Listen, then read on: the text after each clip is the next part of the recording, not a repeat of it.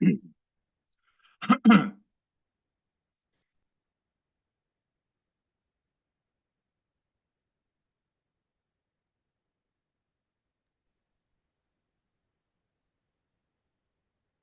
afternoon, and thank you for joining us, everyone. Today, I'm happy to introduce a longtime contributor to Money Shot. His name is Jeffrey Hirsch. He's the CEO of Hirsch Holdings, editor-in-chief of Stock Traders Almanac, and publisher of Almanac Investor at StockTraderAlmanac.com. He worked with the founder Yale Hirsch over 20 years, taking over for him in 2001. A 35-year Wall Street veteran, he appears on CNBC, Bloomberg, Fox Business, and many other financial media outlets. Now in its 58th year, the Stock Traders Almanac has been published every year since 1968. And with that, the floor is yours, Jeff. Thank you so much. Actually, we have the 59th edition of the Almanac coming off the press end of this month, early September. So another year, and it's as old as me. So next year, we'll both be celebrating our 60th. Anyway, welcome everybody. Thank you all for taking some time out to join me here. Check me out at StockTradersAlmanac.com or on social media at Almanac Trader. Started a new podcast this year in March. It's called Wealthwise. I had Scaramucci on, Stovall's been on a couple times, Larry Williams, John Bollinger, a host of others. Got Ryan Dietrich coming on this week, Friday. So look for the links in my feed, and it's been enjoyable, and we've learned a lot. So let's just jump in here. My philosophy is that those who understand market history are bound to profit from it. We've been doing this for a long time. The Stock Traders Almanac is arguably the most influential book on Wall Street. It's been on the desks of money managers and traders and advisors throughout the world for over 7 decades. As I just said, it's now the 59th is coming off the press soon. 1.5 million copies sold. My father, the legend, created the first edition in 68. Things like the Santa Claus Rally and the January Barometer and the best 6-month strategy, all invented by him. He put the 4-year presidential cycle on the map, coined phrases like Octoberphobia and if Santa Claus should fail to call, bears may come to Broad and Wall.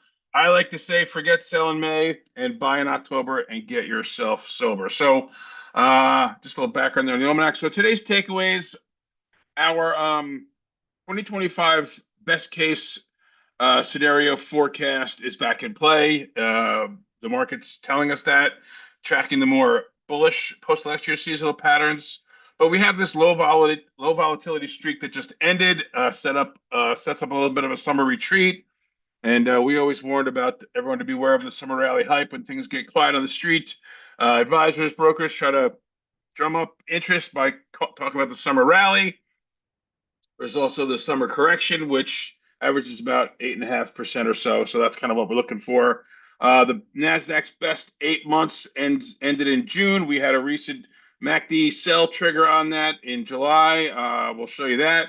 A little bit of economic concerns and some summer stock and sector trades. So while the market continues to log the bullish indication, the economy is showing a couple of cracks. Our Christmas in July rally gave us more new highs, and that lends us to believe there's a good shot at a Q3 correction here. So this is our forecast that came out in December of 2024, December 19th. We had switched a little bit to 50-50 base case and worst case when the market was having some trouble, but the base case is back as most likely. Best case is back in play. So potential for another year, third year of a 20% gain. The employment numbers that came out last week definitely have tempered that a little bit, but so far the market continues to be resilient. And we don't think there's much of a pullback, August September pullback, likely 5 to 10%. And if anyone has the Almanac or wants to reference it, on page 88 there is the list of seasonal corrections, with the summer and fall slump being the worst. So it looks like the president and his team have logged a bunch of wins, and that sort of keeps these base case and best case scenarios in play. Here's the sort of the seasonal pattern chart that we look at here. We still expect some weakness here in August. patterns here. The black line is all post-election years since 1950. The green is just Republican administrations. They've had a bit of trouble in post-election years. They kind of come in and sort of take care of business very quickly and change things. After an incumbent party loses, like we had last year, also a week. But the fifth year of decades and the excuse me, not decades, the fifth year of the president, it is the fifth year of a decade also, is in the pink line, much more bullish the second term. And then this blue line is our combination of the 4-year cycle, so that includes all post-election years, the year of the decade, the fifth year of the decade, as this is 2025, and then all years, sort of a conglomeration there, an amalgamation, aggregate cycle here.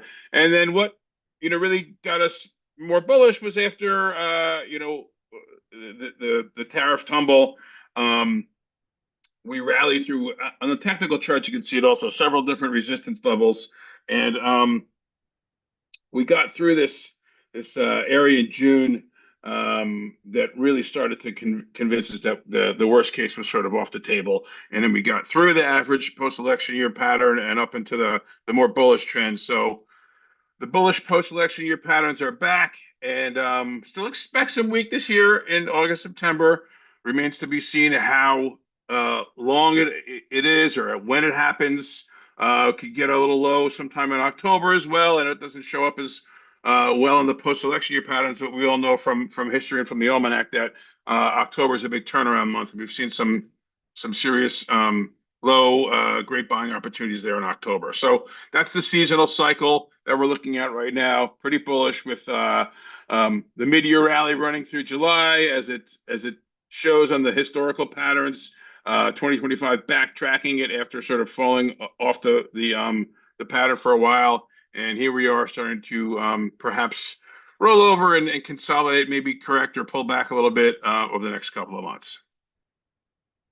Just a quick look at the August Almanac. August used to be a great month back in the first part of the last century. Now that a small percent of the economy is based on farming, August has been a weak sort of vacation month. You can see the first 8 or 9 trading days are pretty weak. And then post-election years are even weaker, as you can see in the previous chart. So just reinforcing, this is the 21-year pattern, the most recent one, and then the dotted lines are the post-election years. So a little bit of strength early in the month, which we saw, a little snapback off the payroll number sell-off. But in general, weak to down August, not a shocker. Even weaker in post-election years, ranking pretty much the bottom or second to last in the major indices. So we think that there is definitely the opportunity or the potential for a correction here. Well, the market has shown some resistance to selling off. So the summer retreat here. Over the last 35 years, August and September have been the worst performing months of the year. The average performance has been mixed in August, with Dow and S&P recording losses, NASDAQ just a little 0.1% gain, but September's been right across the board. This is when everyone comes back to school, back to work, and they sort of clean house at the end of the third quarter with portfolio restructuring and window dressing and that sort of thing. You can see that towards the end of September, historically a weak period. So, but if you look at the next few months out, the picture is a bit more rosy. We expect more new highs in the fourth quarter. So just looking at the big seasonal trade that we just wrapped up, we did get stopped out of our seasonal trades. It was like April 3rd or 4th with just coming through that tariff tough period that we had there. You can see it all right here on the chart. We had the death cross, which is really right where the low is. But what we do with our NASDAQ best 8 months from November to June, when we get into the first trading days of June, we look for a MACD crossover trigger. This is using this traditional 12-26-9. It's 12-day exponential moving average. The difference of that with a 26-day exponential moving average, and then the 9-day exponential moving average of that. And we look for a new crossover signal. So we came into the month negative. Hard to see here, but take my word for it. We do this in a spreadsheet just to make sure. May 30th, we went negative, and we didn't get positive until the end of June 27th. And then we had our trigger here on July 14th. We had added the QQQ and the IWM back in our April 17th issue after we saw a bit of strength off those tariff lows. And when we had our trigger here, I've put the line here where August 14th was. It was about 2640 on NASDAQ. We touched that again last week, or come off that a little bit. So not a bad trade. A QQQ trade was up 30.9%. The IWM was up 21.9 from April 17th. So we're sort of, consolidating here, perhaps rolling over. One of the things that I don't have shown here, but I'm looking at, I mean, Bitcoin was up a bit today earlier when I looked, but it's become a bit of a risk on, risk off indicator. And we did see it resolved lower after its consolidation period. So perhaps as Wall Street takes vacations and a lot of traders tend to take some time off, even the new retail trading group probably doing a little bit of vacationing in August, and they tend to square up positions, and that's what tends to push the market lower. So there's the MACD seasonal sell signal for Nasdaq's best 8 months. Just to look at some of the economic stuff, it's been mixed. GDP was pretty strong. Some of it may have been pulled forward with people buying things or importing things ahead of the tariffs.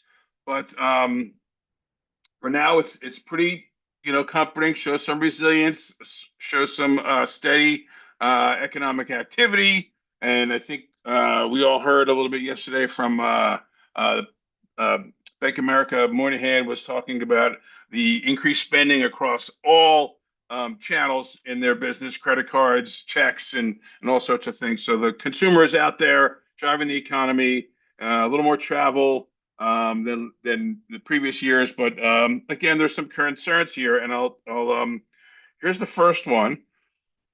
Inflation. It's still pretty tame. I mean, it's not the 2% that the Fed wants, but 2.5%. It's down quite a bit, but it has sort of stalled going down. And the red line is the PPI, which is a bit more volatile. That's coming down a bit. But the ones that we watch, CPI and the Fed's favorite, the PCE in green, starting to tick up a little bit. It's given the market a bit of a pause, and as has the notorious payroll numbers from last week. We're back up to 4.2, still around the highest level since October 21.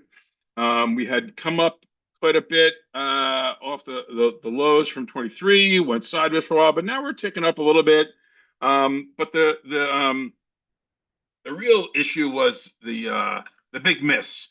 Only 73,000 new jobs last month, and May and June revived significantly lower, a loss of over 250,000 jobs in the revision from May and June down to 19,000 and 14,000.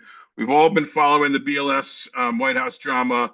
Bottom line, it's concerning, and this was the metric, the data point that single-handedly flipped the CME futures to about 90 some odd percent chance for or probability for a cut in September. I'm not convinced. ADP was a little bit better this time, so we still kind of have to wait and see. But this is definitely got everyone's attention peaked, and we'll just see what it's done to rates. I mean, we had broken this downtrend, and we were moving up into this range. Just a 10-year in the bar in the candle, and the 30-year in the blue line, and then we just fell off last week. So this is pretty much the bond market telling the Fed it's time to cut. Perhaps they'll start listening to the bond market a little bit more. I think that's the best course of action, to be guardrails and not dictating policy, but listening to the bond market and sort of keeping things in line, adjusting short-term rates with what the market is depicting for long-term rates. So rates are trending down. We'll probably get a cut later. I'm not convinced it's September, even though the CME futures are up at over 90%, but we'll see what the next payroll numbers show us. That will probably be the big tell. Sentiment. We look at investors' intelligence. We are rated or at least surveyed in there as well. And the bulls have come down quite a bit the last few weeks, about 3 weeks in a row, down to about 47.1%. Correction advisors have ticked up to 31%, and bears just about the same at 21.5%. And this is the bottom chart is the difference between bulls and bears. You can see there was significant amount of bulls, and I have highlighted the maneuver in or the movement of this indicator back to 22 when we had that midterm year bear market. Sort of rallied off the June low. More bulls came in and then fell back to the ultimate October midterm low that we had in 22. And I just see a similar pattern developing here, not the same levels. Different level in the different rebound in the S&P up here, but a similar trend to the sentiment indicator. So I'm keeping an eye on that. So the crowd has gotten a little bit less bullish here. Could be tracking the market a little bit lower, and this it only becomes a real contrary indicator when there's a lot of bears down after the market sold off, like we had here and like we had back here and here. So this was a very important signal back in April when the market sold off dramatically and the bears were extensive. So here's the VIX, and we have been tracking this low volatility period. The market went for 26 days. The S&P went for 26 days without a 1% move in the up or down on any given day since it was June 28th. And I just highlight this weekly chart of the VIX showing that volatility has a little bit of a seasonal move here, tends to run up through August and September. It came down quite a bit, setting up into the low volatility period. So it's not unheard of for there to be volatility here, but we have entered that period where volatility does pick up. We see it here in the seasonal trend. The bar 2 weeks ago. So that's starting to happen here. But what we really want to look at is these streaks of 25 days or more. And you can see that after these streaks end right here, these are trading days. So this is 1 week, 2 week, 3 week, 4 week, et cetera, so forth.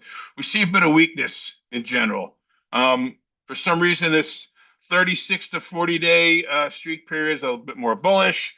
But all the other ones seem to be a little bit weaker. And it ended on Friday at 26 days with the S&P down 1.6%, an indication in and of itself that kind of, down day.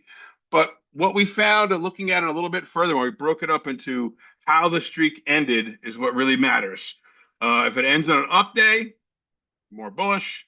If it ends on a down day, more bearish. So this is the first week, kind of stays down for a while. So this is kind of where I think we might be headed for the next, several weeks or a couple of months, sort of bouncing around, looking for a little bit of a pullback low here. As I said before, nothing more than 5 or 10%, if that. We'll have to see what comes out of the constant news flow out of Washington, the geopolitical front, as well as some of the hard data coming in on the economic front.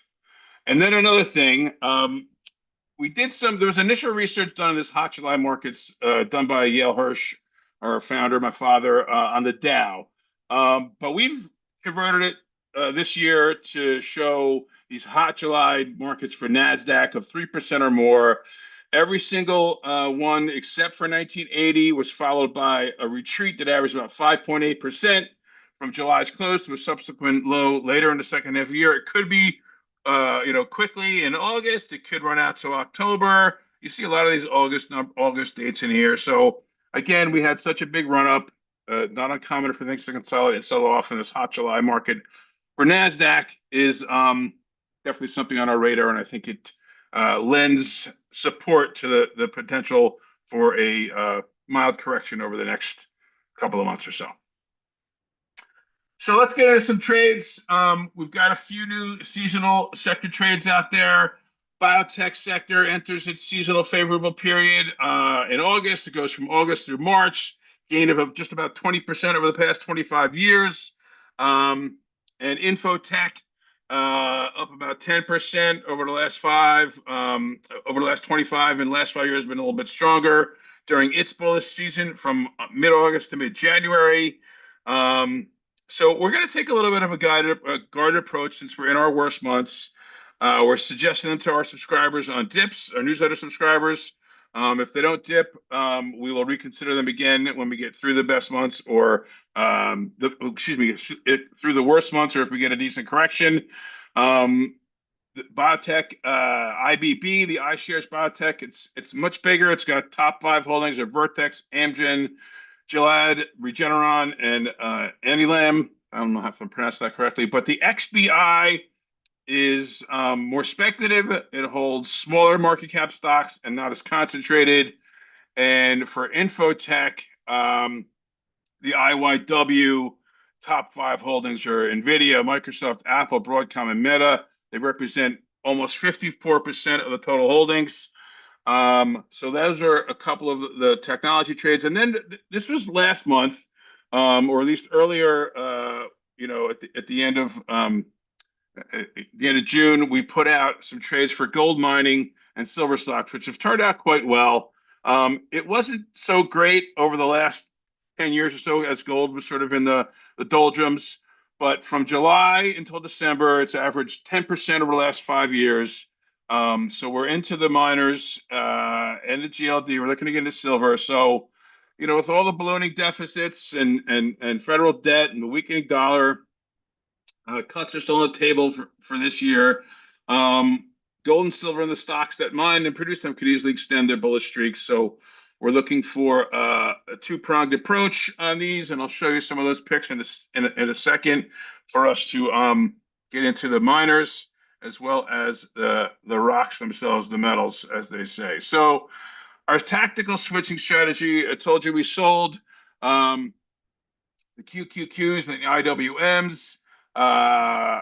We have a couple of bond. This is just a tactical switching strategy.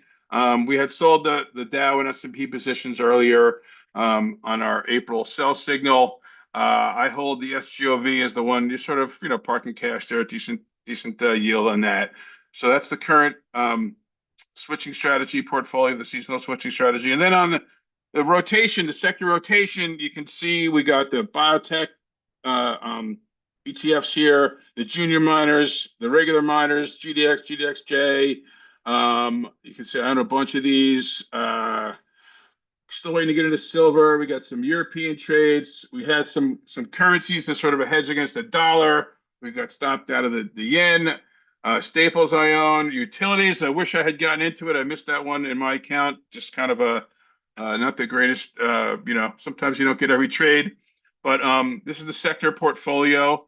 And then there's one stock on our buy list. A lot of stuff is on hold, but there's this little stock that I own. It's Healwell AI. It is basically a healthcare AI stock. They've made a lot of progress with acquisitions and revenues and earnings, and they are basically converting all of the medical data to AI and allowing doctors and researchers to pinpoint treatments and clinical trials for people with different types of diseases. And that's pretty much what we're looking at right now. I do have a little SMCI, some super micro got knocked down today, but we think that'll recover. And then, so just kind of recap where we're standing. The tariffs and the uncertainty are a bit of a headwind. Geopolitics, it seems to be more Russia right now. Mideast seems to be calm. Is the economy slowing? Maybe labor's starting to look like it's softening a little bit. Rate cuts are still on hold. The new highs are bullish. That's a tailwind. Calm in the Mideast. Government spending is still robust. We've seen some recent strength in post-election years that I showed you on that chart before. Economy seems steady. The deregulation and the tax cuts is definitely a positive, and there's been a sequence of a series of wins for the Trump administration.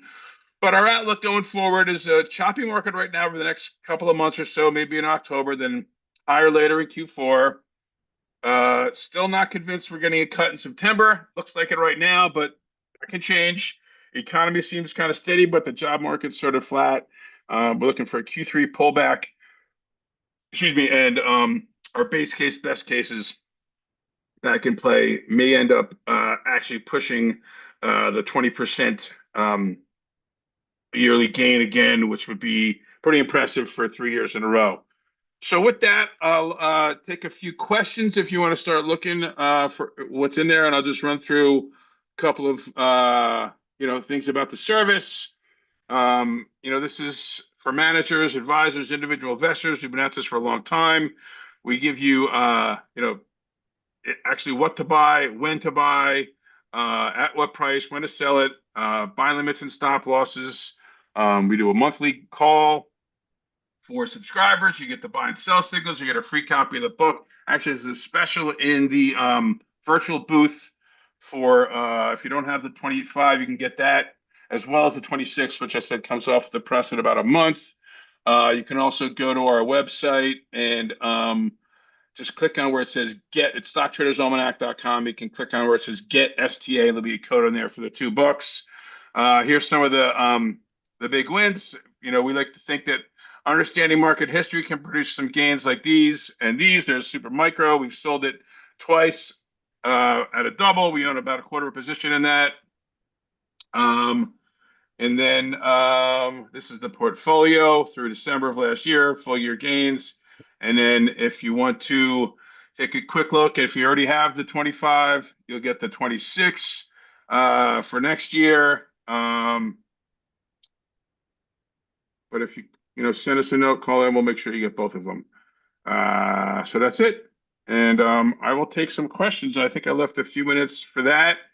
And happy to roll back and go over anything anyone wants to find out about. Okay. Thank you for that presentation. That was very good, Jeff. Thank you. One of the questions that did come in is if the viewers can get a copy of the PowerPoint slides from this presentation. Sure. Just email me. Okay. You can send it through stocktradersalmanac.com. You should be able to find the email there or ask somebody at Money Ship for it. No problem. We did have another question from a gentleman named Joe. He's asking if you could repeat the biotechnology and information tech stock recommendations again. Sure. I mean, the IBB, iShares Biotech, sort of the larger stocks, and the XBI is the more speculative stocks. It's more spread out, not as concentrated. And the IYW is the infotech, which includes NVIDIA, Microsoft, Apple, Broadcom, and Meta as their top 5 holdings. We're looking to buy them on dips. Below the market, you can sign up. There's also a free trial. If you go to the website and click on one of the alerts, it'll prompt you for a free trial, and you can see what our buy limits and stop losses are there. All right. Another question is, are there any situations where you would override the seasonal MACD signal and stay invested anyway? Not really. I mean, we did have a little bit of got stopped out there during the downdraft, but that's just a small section or a certain part of the portfolio. So we just trade that, and what we've seen over the years to override that kind of defeats the purpose of the seasonal trade. But there is an additional wrinkle using the 4-year cycle where we stay in through the pre-election year, the election year, and just go in and out in the post-election year and midterm year. But normally, unless of dramatic circumstances, we don't override the seasonal switching strategy. All right, perfect. Thank you, Jeff. Another question is, which political developments are most likely to move the market in Q3 and Q4? I mean, the things that jump out at me would be if something were to perk up with Iran in the Middle East, if we get some sort of either resolution on the war in Ukraine with Russia, if whatever the president has been, whatever angles he's been working recently, if they pan out or not, and then if there's some sort of, either tariff deal, something with China that would be positive. I think all of the negatives on the tariff have been absorbed and are sort of the market sort of desensitized to that. So to me, it's Iran and Russia. Okay, thank you. Let's see.